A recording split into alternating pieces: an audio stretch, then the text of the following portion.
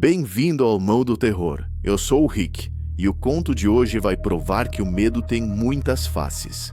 Se você está preparado, deixa aquele like, inscreve-se e ativa as notificações agora. E me diz nos comentários, qual é a sua definição de terror? Segura firme, porque hoje a história é sobre o silêncio sob a pele do lago, e garanto que vai valer cada segundo de tensão. A vila de Blackwood era um ponto esquecido no mapa, aninhada entre florestas densas e montanhas escarpadas, onde o tempo parecia ter parado. Seu coração pulsava em torno de um lago de águas escuras e profundas, cuja superfície, na maioria dos dias, era um espelho perfeito do céu cinzento. Era um lugar de lendas sussurradas e silêncios prolongados, onde a vida dos pescadores era tão intrinsecamente ligada ao lago quanto o musgo às pedras antigas.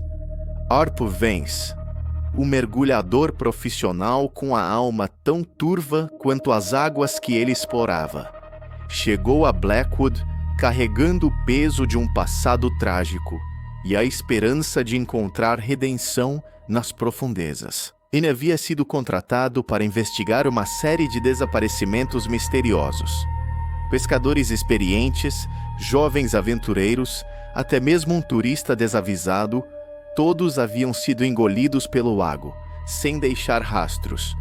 A polícia local, acostumada com os caprichos da natureza, havia arquivado os casos como afogamentos acidentais.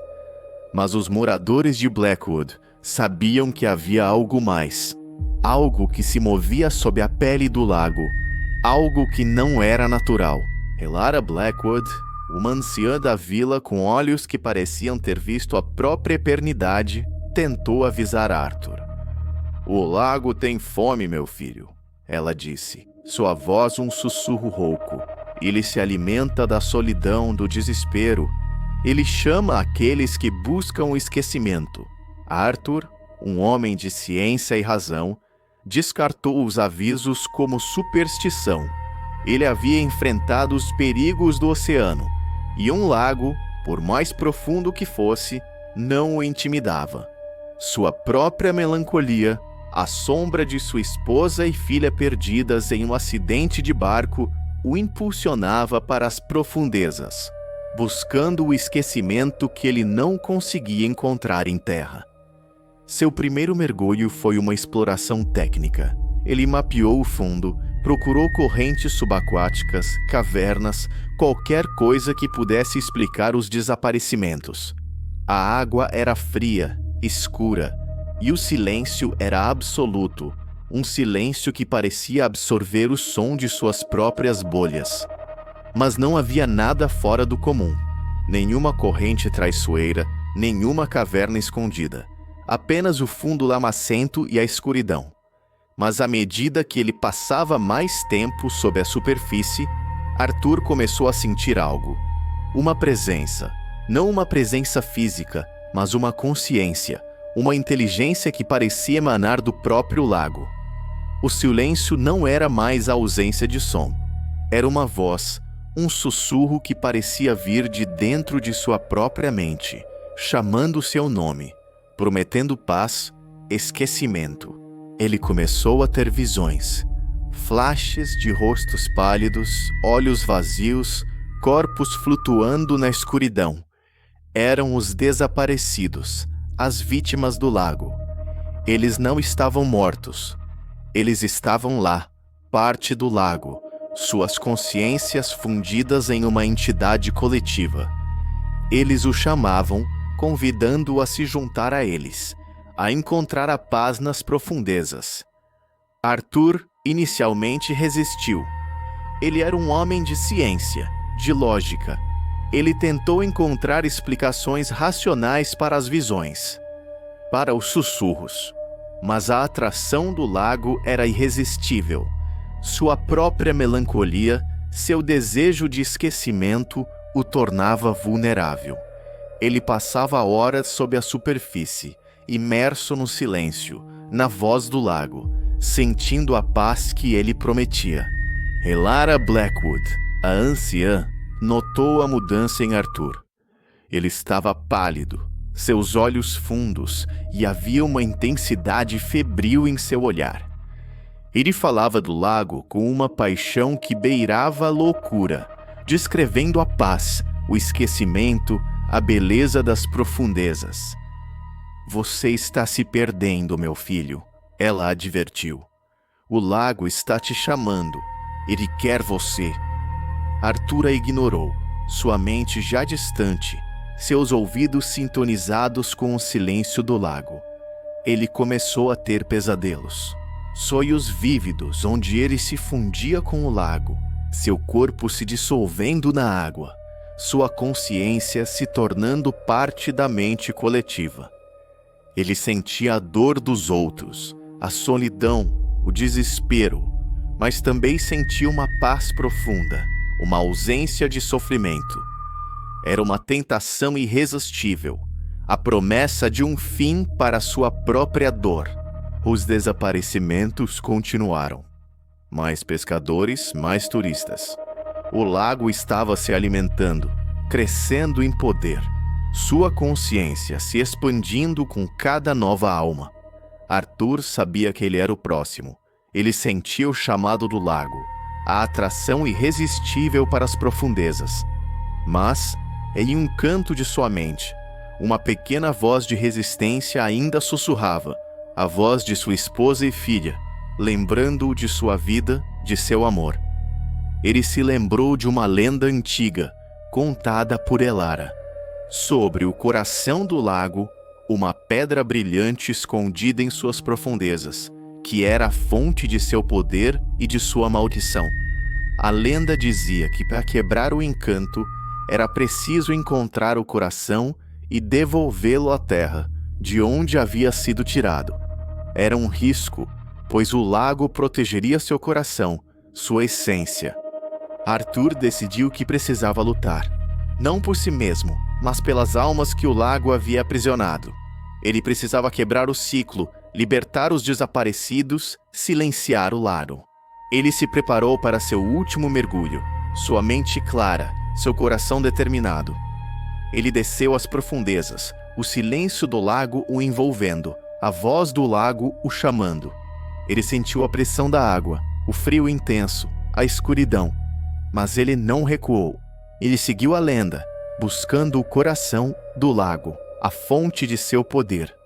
Ele encontrou uma caverna subaquática, escondida nas profundezas, onde a luz do sol nunca chegava. Lá, no centro da caverna, pulsando com uma luz fraca, estava a pedra. Era uma gema de um azul profundo, que parecia conter a própria essência do oceano. Ele a pegou e uma onda de energia o atingiu. Ele viu flashes de todos os desaparecidos, suas vidas, suas dores, seus desejos de esquecimento. Ele sentiu a consciência coletiva do lago, uma mente vasta e antiga que se estendia por séculos. O lago reagiu, a caverna tremeu, a água se agitou e a voz do lago se tornou um rugido ensurdecedor. As visões se tornaram mais intensas, mais aterrorizantes. Ele viu os rostos pálidos dos desaparecidos, seus olhos vazios fixos nele, tentando puxá-lo para as profundezas, para se juntar a eles. Arthur lutou contra a atração do lago, contra a consciência coletiva que tentava absorvê-lo. Ele se agarrou à sua própria identidade, à sua própria dor, à sua própria vida. Ele se lembrou de sua esposa e filha, de seu amor, de sua promessa de redenção. Ele canalizou tudo isso para suas mãos, para a sua vontade. Ele subiu à superfície, a pedra pulsando em suas mãos. O lago uivava, suas águas se agitando violentamente, como se estivesse em agonia. As visões dos desaparecidos o perseguiam, seus lamentos ecoando em sua mente. Mas ele não recuou. Ele alcançou a margem, exausto, mas vitorioso. Ele jogou a pedra na terra, e um clarão de luz branca irrompeu dela, iluminando a noite. O lago gemeu, um som de dor e de morte. As visões dos desaparecidos desapareceram, seus lamentos silenciaram. O lago se acalmou, sua superfície voltando a ser um espírito perfeito, mas agora com uma quietude diferente, uma paz que não era de esquecimento, mas de descanso. Arthur caiu na margem, exausto, mas vivo. Ele havia quebrado o encanto do lago, libertado as almas aprisionadas. Ele havia encontrado sua redenção, não no esquecimento, mas na luta, na capacidade de enfrentar a escuridão e emergir vitorioso. Ele havia silenciado o lago, mas não o havia destruído.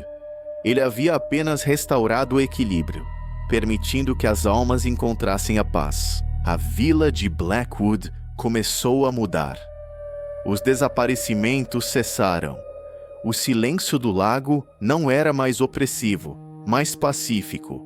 Os moradores, embora ainda temessem o lago, o respeitavam, sabendo que ele guardava segredos que a humanidade não deveria perturbar.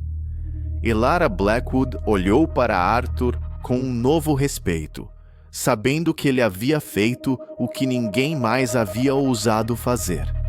Arthur permaneceu em Blackwood, não mais como um mergulhador profissional, mas como um guardião silencioso do lago. Ele havia encontrado sua paz, não na ausência de dor, mas na aceitação dela, na capacidade de transformá-la em força. Ele havia aprendido que o silêncio, por mais que prometa esquecimento, pode ser uma armadilha, e que a verdadeira paz reside em enfrentar a escuridão e emergir vitorioso. E assim, a lenda do silêncio sob a pele do lago se tornou um conto de advertência e de redenção. Um lembrete de que as profundezas, por mais que nos atraiam, podem esconder segredos sombrios, e que a busca pelo esquecimento pode nos levar à perda da própria alma. E que mesmo quando o silêncio nos chama, a força da vida e da esperança pode nos guiar de volta à superfície, salvando-nos de sermos engolidos pela escuridão que se alimenta da solidão e do desespero. E que, às vezes, o maior mergulho é aquele que nos leva de volta à vida, com a certeza de que o silêncio sob a pele do lago guarda mais do que apenas segredos. Se essa história arrepiou sua espinha e te deixou olhando para os cantos escuros do quarto, não esqueça de deixar aquele like sinistro para alimentar o algoritmo do terror. Inscreva-se no canal e ative o sino das notificações para ser o primeiro a receber nossas histórias macabras toda semana. Afinal, a próxima pode ser ainda mais perturbadora. Conta nos comentários se você já viveu algo paranormal ou qual história te assustou mais. Adoro ler relatos reais de vocês. E se você tem aquele amigo corajoso que adora um susto, compartilhe esse vídeo com ele. Ou com aquele que merece passar a noite em claro. A playlist de histórias sobrenaturais está na descrição para quem não consegue parar de ouvir. Nos vemos na próxima.